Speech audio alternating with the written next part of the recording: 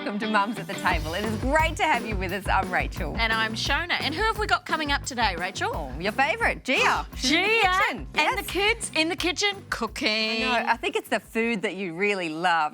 Yes, and it's so healthy and so delicious. I know, and it's so fun watching her kids in the kitchen. Isn't it? I love it because it's just reality. Reminds me of cooking with my kids. Oh. Stuff everywhere. Oh, it's too real, isn't it? We've also got Colette. She'll be sitting down with Fiona to chat wellbeing. But today we're talking about prayer, and when did you start teaching your kids to pray? I think for me, we taught the kids really early on, like bedtime stories. It was always then the prayer afterwards. And then I think once they got used to that, we sort of eventuated into grace and things like that, because we were like a normal family. We don't sit at a table. We used to sit at the TV, and Gary wasn't always home for meals. So I think for me it was always the bedtime stories that came first, that's the prayers first. So you would have, obviously to start with, you would have been doing those prayers. When was the transition into maybe them taking on I think same about prayers? 4 or 5 they would have. Okay. I would have said, who would you like to pray for today? Who's been sick at school, or So it's just sort of a slow transition into what they were relevant at, like what they were ready for. And let's remember that for our kids, they learn to pray really early because they're going to church, they're going to Sabbath school or Sunday school, so they learn prayer quite early on. What do you reckon the benefits were when they were young of doing that with them? Okay, so for mine it was empathy, learning to think about others and not themselves. You know, you'd always get the, please God, can I have a lollipop, or can I have a Lego or whatever, but then we transitioned them into praying for others if somebody had, somebody's parent had died, or... But that's a very natural thing, like even as adults to say, God, I need help with this. Can I please? Yeah. And for you? Oh, look, same as you in that we started very young. They wouldn't have known life any different. I guess for us, probably it started at the mealtime, grace sort of thing before each meal, but definitely at bedtime. And I think that's where you expand on just the we do it every day type thing, where you get to say, how was your day? What upset you today? What can we take to Jesus? Because, his arms are strong. He can carry it. What can we, throw at him to try and give you that peace? Yeah. So. And give them the understanding that God answers prayer. Yeah. And I think once it's a daily thing, it sort of becomes, habitual. But then when you don't have it, you miss it. Yes. And that's really when you know that prayer is making a difference in your life.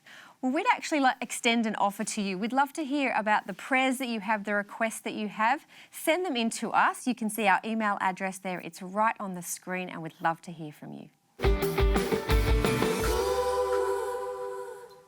It has been a trying year with some unprecedented things that have happened, particularly for our final year students, our Year 12 students who are completing their final years of studies in high school. Yeah. So how can we look after them this time? Well, my daughter, my middle child, is doing her Year 12. Right. And so I'm living this in my home.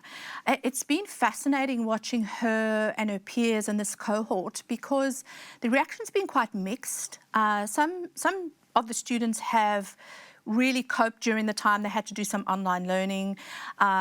Some didn't enjoy that at all. But a big thing is that this year group seemed to have lost out on a lot of lasts. Right. So a lot of things that were rite of passage for them. So my daughter, for example, is a sports captain.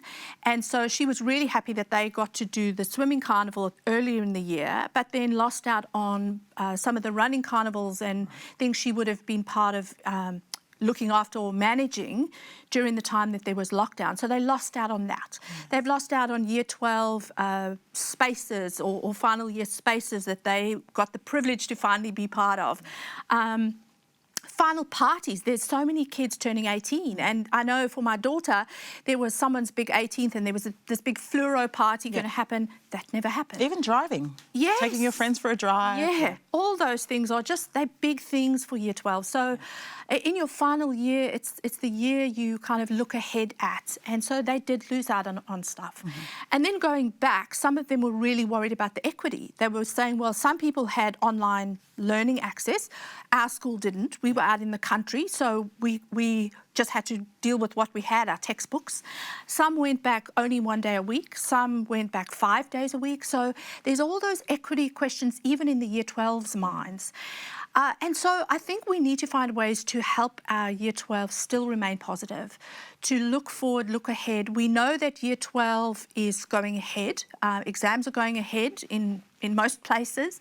And so how can we support them? And so what we're trying to do in our home with my daughter is still help her dream.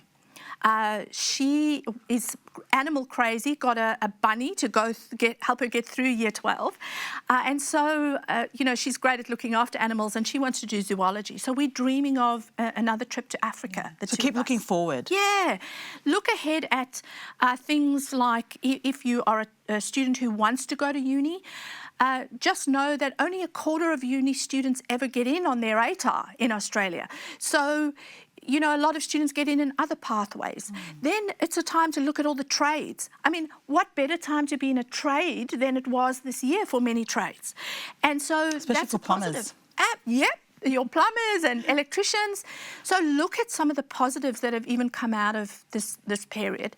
But really just help your child find ways to remain positive, to dream, to find hope, and not to just get bogged down in their studies, which they would at any point during their final year, but particularly this year. Yeah. Just find times to have joy and have fun. Thank you so much, Claire. And I think an important thing, takeaway message there is together we can get through this. Yeah. And just remind yourself there is always hope. So keep it locked right here for great tips like this from Colette and so much more.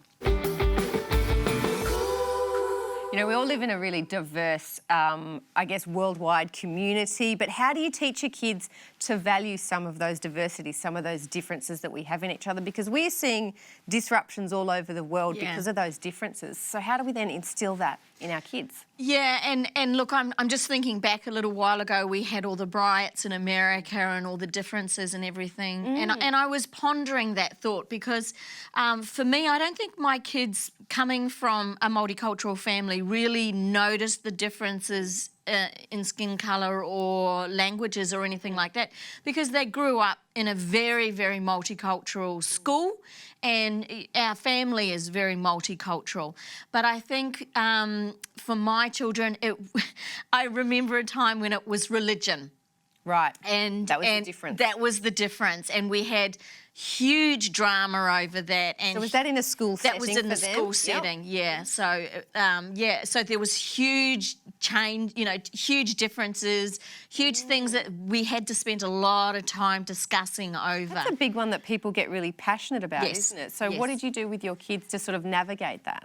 We just spent a lot of time talking to them and showing them that we're different religions. One of Joshua's friends was a Buddhist at that time, or his family were Buddhist. So we just discussed that there were, different religions and what that all encompassed. Yeah. For you? Yeah, no, I love that you discussed it and you sort of didn't sort of shy away from it because I know in times gone past there are generations that have gone, don't look at that, that's different or whatever, or don't ask about that, And one of those in particular is disabilities as well. Yes. Children have been shushed when they've asked about it and kids are curious, that's what they do.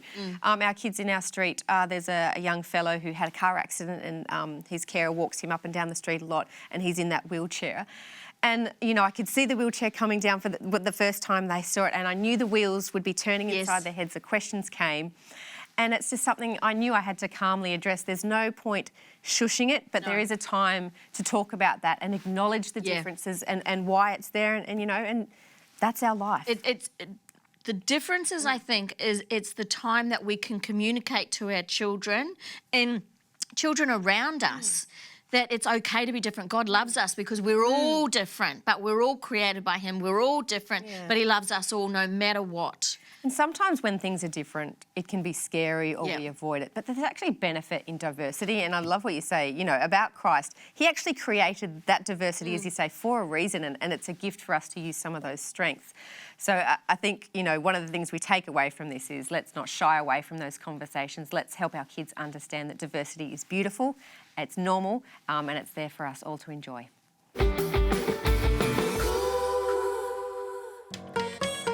Today we are going to make a lunchbox special, aren't we?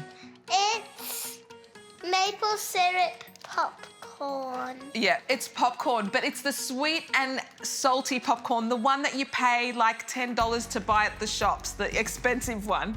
So we just decided to try it at home for our movie nights or movie lunches, isn't it? And it turned out so good that we thought we'd share it with you because it's a quick and easy snack to make for the kids for school and at home. So this is how easy it is. All you need is a paper bag and a quarter cup of popcorn kernels. Do you want to put them? Feel them, they feel nice. Oh, they feel lovely. Hey, can you put it in the bag? I'm gonna name. I'll put it in the bag.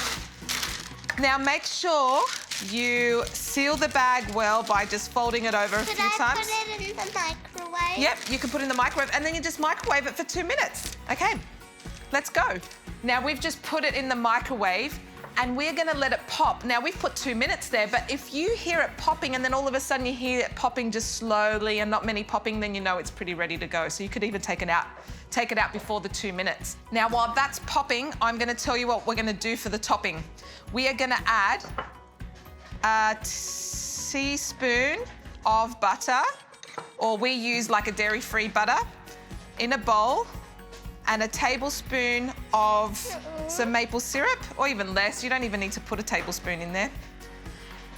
And we are gonna melt it in the microwave when this is finished. Our little package is ready. And it's hot. Quick, jump up. How awesome is that? No oil, no stovetop. Look at that awesome popcorn. Is that cool? Okay, so we're gonna put our popcorn in there. I'll add a little bit of salt now, just a touch of salt, and then I'll mix that through. Oh yeah, that's what's fun about popcorn, getting it everywhere. Now we've got the melted topping, which is just the maple syrup and a little bit of the dairy-free butter.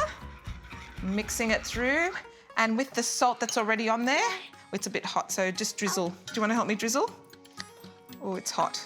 Okay, so just drizzle it on top.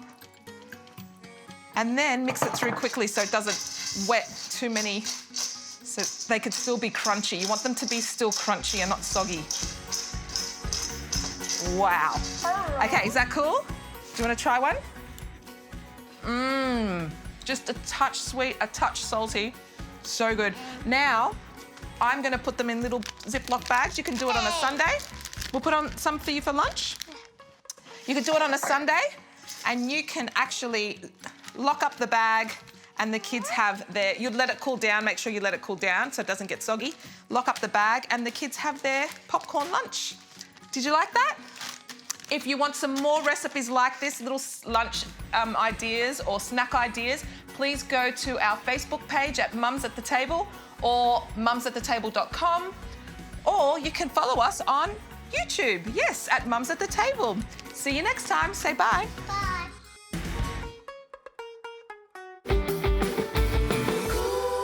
Thanks for joining us today. It's been good to have you with us. Don't forget, we've got a newsletter and we'd like to stay in touch with you. We've got more amazing topics on parenthood and videos you can watch of our experts. So you can sign up there, jump onto our website. The details should be on your screen. We'll see you next time.